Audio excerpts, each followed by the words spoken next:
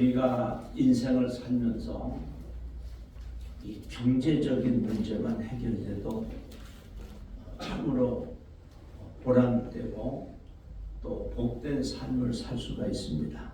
그런데 이 경제 문제가 해결되지 않으면 참으로 인생이 피폐하게 되고 심적으로 또 육적으로 영적으로 많은 어려움을 겪습니다. 전 세계에 이 경제적 자유가 있는 나라가 별로 없고요. 또 개개인으로 들어가면 경제적으로 자유를 얻은 그런 사람들도 많지는 않습니다. 그런데 오늘 본문에 보니까 이삭이라고 하는 사람이 하나님 앞에 은혜를 입어서 마침내 거부가 돼서 경제적인 자유를 완전하게 누립니다. 본인뿐만 아니라 가족들 전체도 후손들도 또 경제적 자유를 얻습니다. 모쪼록 우리가 오늘 말씀을 통해서 마침내 거부가 되셔서 영육간의 자유함을 누리는 은혜가 있기를 바랍니다.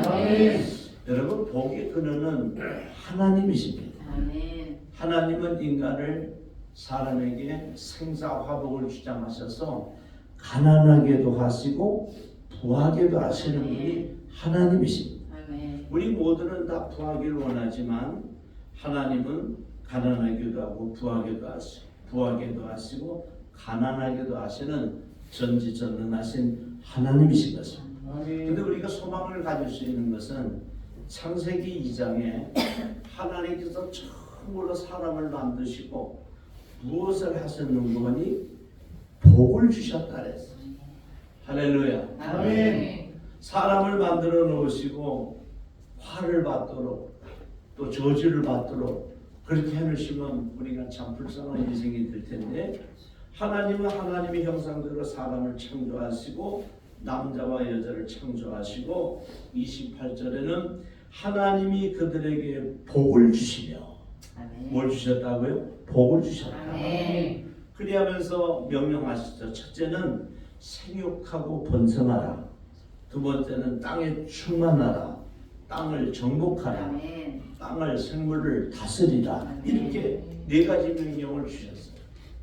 그래서 여러분, 우리는 하나님의 은혜 가운데 생육하고 번성해야 합니다. 아멘. 우리나라가 요즘 또 하나님께서 많은 은혜와 영육간의 복을 주셨음에도 불구하고 젊은이들이 아이를 낳지 않아서 나라가 심히 어렵습니다. 그래서 우리는 하나님의 말씀대로 살아야 되는데, 하나님의 말씀은 생육하고 번성하라는 거죠.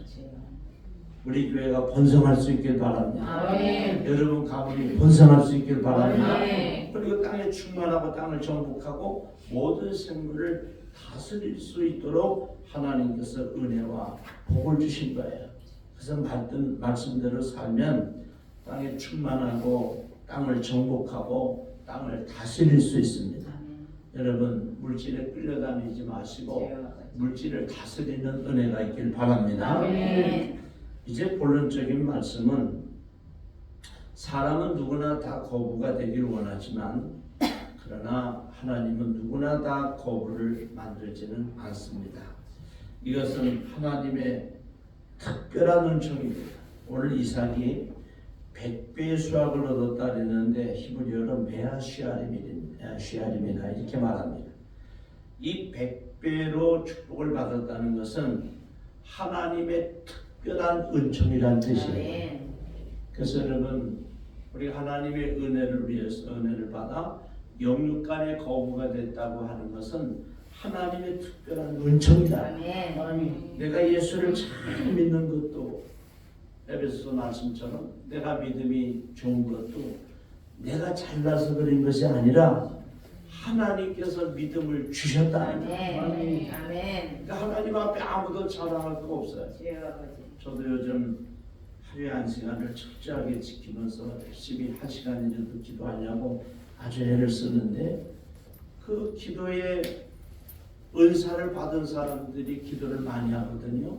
그리고 전도의 은사를 받은 사람은 전도를 많이 하고, 구제 은사를 받은 사람은 하나님께 많은 것을 드립니다. 그러나 그것은 우리가 자랑할 것이 아니고 하나님께 감사할 것이다. 아멘. 왜냐하면 하나님의 특별한 은총을 아멘. 받았기 때문에. 아멘. 그리고 본문에 창대하고 왕성하다 했는데 왕성하다는 것은 할라크라는 말인데 이것은 시간이 갈수록 점점 더 잘 되는 걸 말합니다.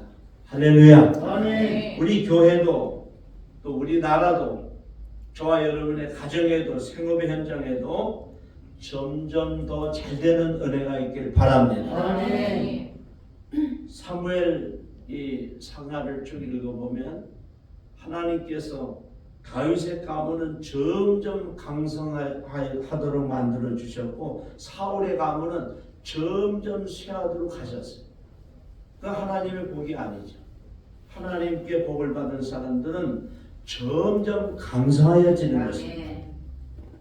그래서 하나님의 특별한 은총을 입어서 왕성했다고 하는 건 점점 가면 갈수록 이삭이 더 많은 큰 부자가 되었다는 것이죠. 그래서 마침내 13절에는 창대하고 왕성하여 마침내 거부가 된다. 우리가 이 기도를 많이 해야 합니다.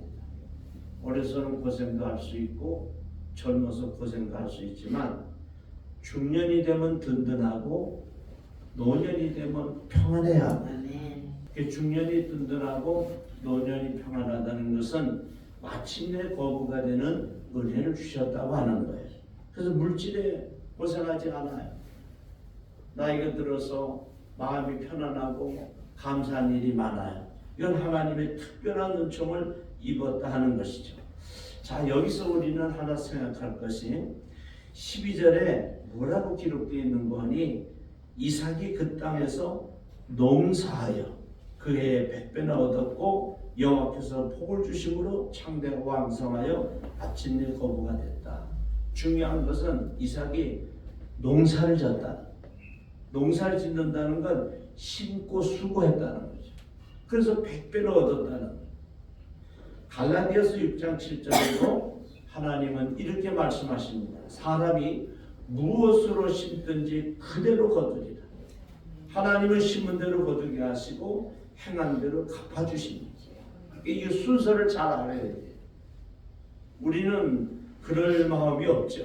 우리는 보통 어떤 마음을 가느냐면 하나님 일단 거두게 해주세요. 그러면 내가 심겠습니다. 하나님 나에게 열매를 주세요. 그러면 내가 심겠나이다. 기도응답을 해주세요. 그러면 기도하겠나이다.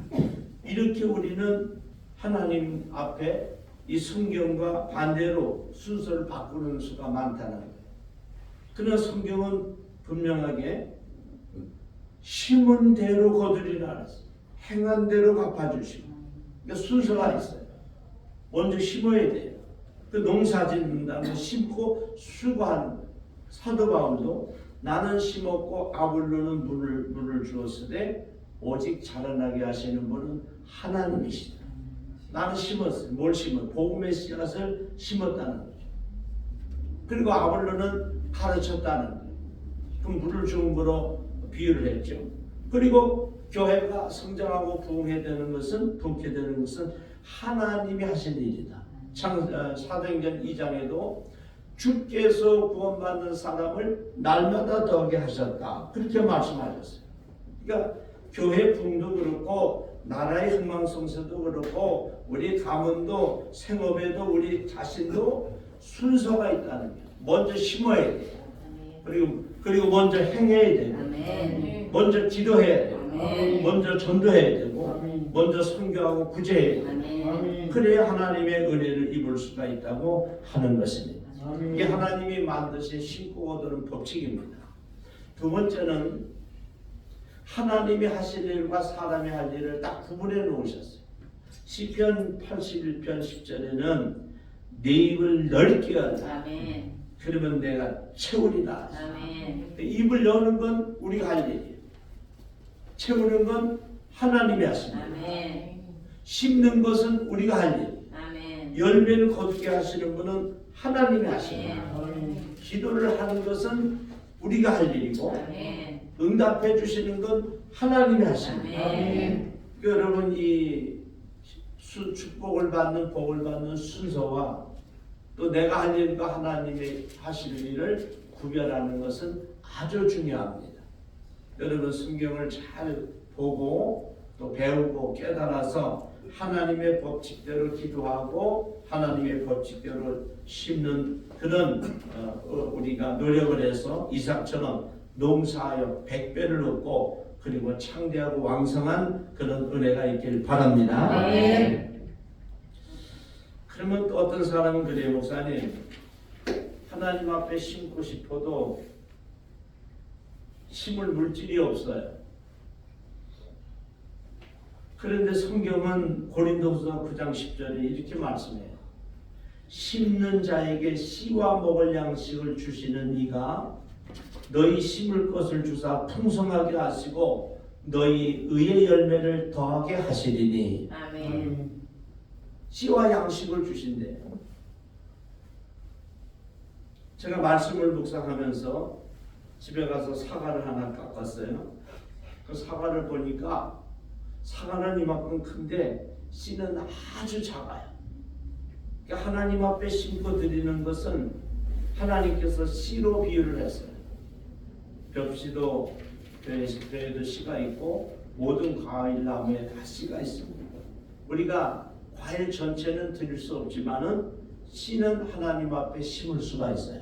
그러니까 이것은 마음만 먹으면 하나님께서 씨와 먹을 양식을 우리에게 주신다는 거예요. 그래서 우리가 심을 게 없을 때는 하나님 앞에 기도하면 하나님께서 이 심을 거를 우리에게 주시는 것입니다. 아멘. 그리고 여러분 성경을 읽으면서 우리가 부유하게 사는 것을 확신하게 될 것이 있는데 고린도후서 8장 9절에 이렇게 말씀하셨어요. 우리 주 예수 그리스도의 은혜를 너희가 알거니와 부유하신 이로서 너희를 위하여 가난하게 되시면 그의 가난함으로 말미암아 너희를 부유하게 하려 하십니다. 아멘. 즉 다시 말씀드리면 우리의 가난은 예수님께서 이미 십자가에 지고 가셨다는 거예요. 우리가 병이 있어요. 그 병을 예수님께서 십자가에 지고 가셨다는 거예요. 가난과 질병과 고통과 어려움은 이미 우리의 죄까지도 예수님께서 십자가에 지고 가셔서 누구든지 주님 앞에 나오고 십자가 앞에 나오면 예수님을 믿기만 하면 그 죄와 가난과 질병과 고통이 염려와 근심이 다 십자가에서 예수님이 해결하시기 때문에 우리는 죄에서도 자유함을 얻고 또 가난과 질병과 고통에서도 자유함을 얻을 수가 있다는 것입니다. 그 예수님이 우리를 위해서 가난해지셨어요. 예수님이 우리의 죄를 해결하려고 십자가의 고통을 당하셨어요. 물과 피로 우리의 죄를 다 씻어주시고 예수님께서 가난하게 되심으로 우리는 부유함을 누릴 수 있단 말이에요. 예수님께서 이런 말씀을 하셨어요. 공중에 나는 새도 깃들 곳이 있고 여기 물이 있고 공중에 나는 새도 깃들 곳이 있지만 인자는 머리 들 곳이 없다. 전 집에서 늘 잠을 잘 때마다 침대에 누워서 그 말씀이 자꾸 가슴을 울려요. 예수님은 잠잘 곳이 없어서 겟세마네 동산에 올라가셔서 밤을 새워 기도하시면서 단잠을 설치셨겠죠. 그런데 저와 여러분은 조금 형편은 다르지만 그래도 먹고 입고 쓸 것을 주시고 그것만으로도 족한데 잠잘 곳을 허락해 주셨어요. 얼마나 감사해요. 얼마나 고마워요. 그래서 예수님께서 가난하게 되심으로 우리에게 부유함을 주셨다. 요한 3서 2절에는 사랑하는 자여 내 영혼이 잘된 같이 내가 범사에 들되고 강건하기를 간구하노라. 어떤 부모가 여러분 자식들이 고생하고 가난하고 병들고 어렵게 사는 것을 어떤 부모들이 원하겠어요?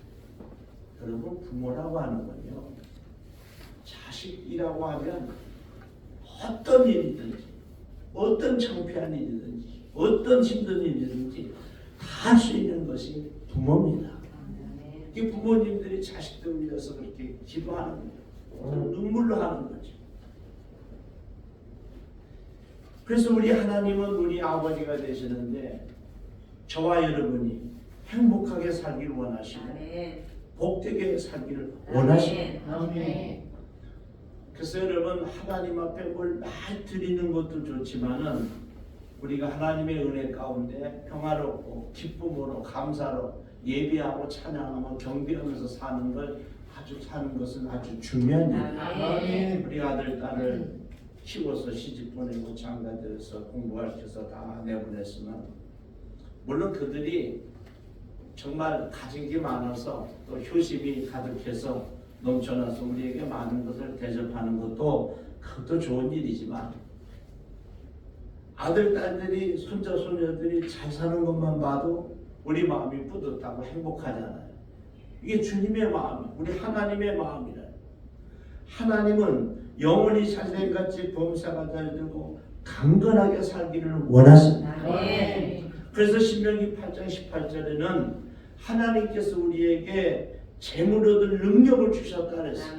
내 하나님 여호와를 기억하라. 그가 내게 재물 얻을 능력을 주셨습니다. 이같이 하시면 내 조상들에게 맹세하신 언약을 오늘과 같이 이루려 하심이니라. 우리에게 왜 재물 얻을 능력을 주시느냐? 우리의 부모님들과 우리의 조상들과 하나님께서 약속을 하셨다는 그 약속을 이루게 하시려고 재물 얻을 능력을 주셨다고 하는 거예요. 하나님은 아브라함과 약속을 하셨어요. 하늘의 별처럼 땅의 모래처럼 번성하게 하고 또 부여케 하신다는 걸 약속하셨어요.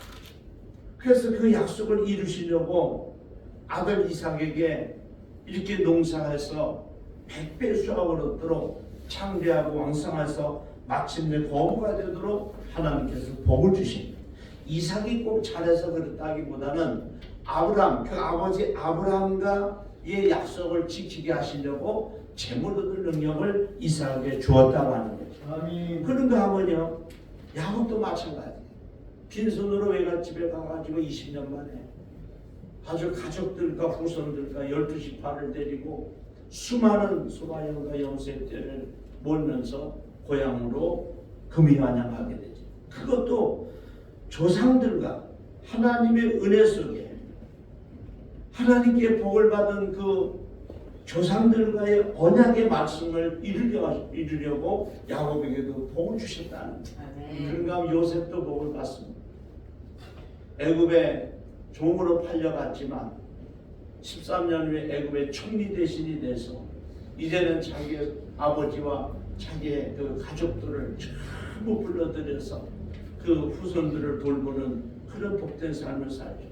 요셉의 아들 중에 둘째인 이 에브라임의 뜻은 창대하다는 게 창대의 복을 받다. 여러분, 우리 손주들이 예수를 잘 믿는 거 이거 귀한 일이죠. 여러분, 아버지 어머니가 할머니 할아버지가 예수님을 잘 믿었다는 건 큰 은혜요 복인 것입니다. 그런데 그렇지 못한다고 하더라도 이제 우리부터 예수를 잘 믿으면 나와 하나님과의 약속을 신실하신 하나님께서 우리 후손들에게 이루어 주신다고 하는 것입니다. 그래서 하나님은 신실하시고 아주 약속을 철저하게 지키시는 언약의 하나님이세요. 약속된 성경에 기록된 약속이 이루어지지 않는 것은 우리가 그 약속을 지키지 않았어요. 여러분, 무슨 어떤 계약을 맺었어도 한쪽에서 계약을 지키지 않으면 그 계약은 무효가 돼요. 하나님과 우리하고 또 아무리 좋은 언약을 계약을 맺었어도 우리가 하나님 말씀대로 순종하지 않고 불순종하면 그 성경에 약속된 말씀이 우리에게 이루어지지 않는 거예요. 하나님은 신실하셔서 거짓말도 안 하시고 회전하는 그림자도 없으시고 변개치 아니하신다. 그러니까 하나님은 완전하신데 우리가 완전치 못하고 부족한데 우리가 하나님 말씀대로 살고 하나님 앞에 순종하면 성경 속에 하나님의 약속이 우리에게 이루어진다고 하는 것입니다. 우리 하나님 말씀대로 순종해서 성경 속의 약속이, 성경 속의 축복이 우리의 축복이 되길 축원합니다. 그래서 요한복음 10장 10절에는 내가 온 것은 양을 생명을 얻게 하고 더 풍성히 얻게 하려는 것이라. 예수님이 이 땅에 오신 목적이 여러 가지가 있는데 그 중에 양에게 생명을 주신다. 그 양에는 우리에게 영생을 주신다는 거죠. 영원한 생명을 주시고 천국 가게 하시고 구원받게 하시고 그러나 그거로 끝나지 아니하고 풍성이 없게 하시고 이 땅의 삶을 살 때 풍요롭게 산다고 하는 것이죠. 그래서 이삭은요 정말 하나님 앞에 순종하는 사람이었고 온유한 사람이었고 그리고 은혜의 사람이었고 인내하는 사람이었고 성령 충만한 사람이었어요. 우리가 이삭처럼 살아갈 때 하나님은 우리에게 100배의 완전한 복을 주시고 마침내 거부가 되는 은혜를 주신다고 하는 것입니다. 아멘. 그 대표적인 나라가 미국이에요. 미국은 영국에서 하나님을 섬기고 하나님 뜻대로 살고 하나님 말씀에 순종하고 예배하고 찬양하면서 하나님 제일 중요 하나님 우선주의로 살고 싶은데 많은 핍박을 받으니까 청교도들이 100여 명이 메이플라워를 타고 아메리카 신대륙을 찾아서 오게 되죠.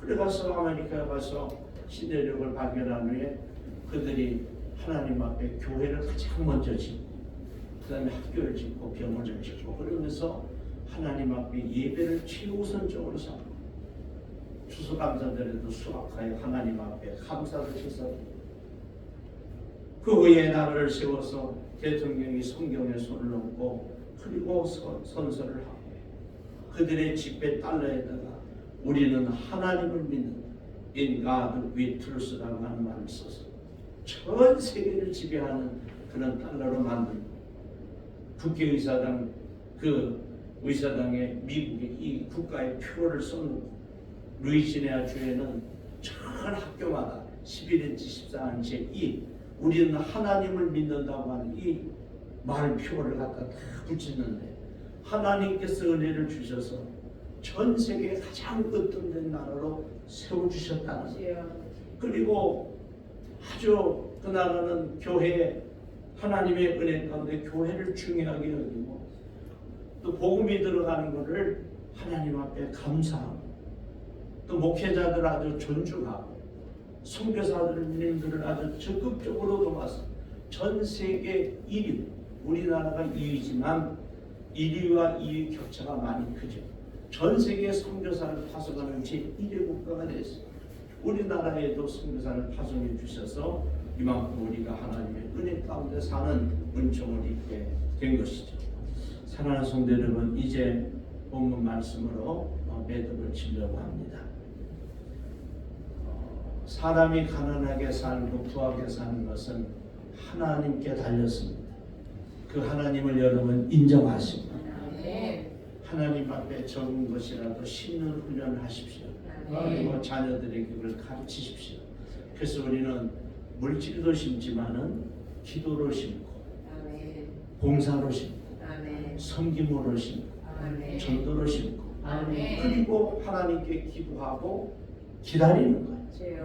하나님 농부가 야고보서 말씀처럼 땅에다 씨를 심고 가을까지 기다리는 것처럼 그 때는 하나님만이 아십니다. 그때는 우리의 때가 아니에요. 우리 시간이 아니라 하나님의 시간이에요.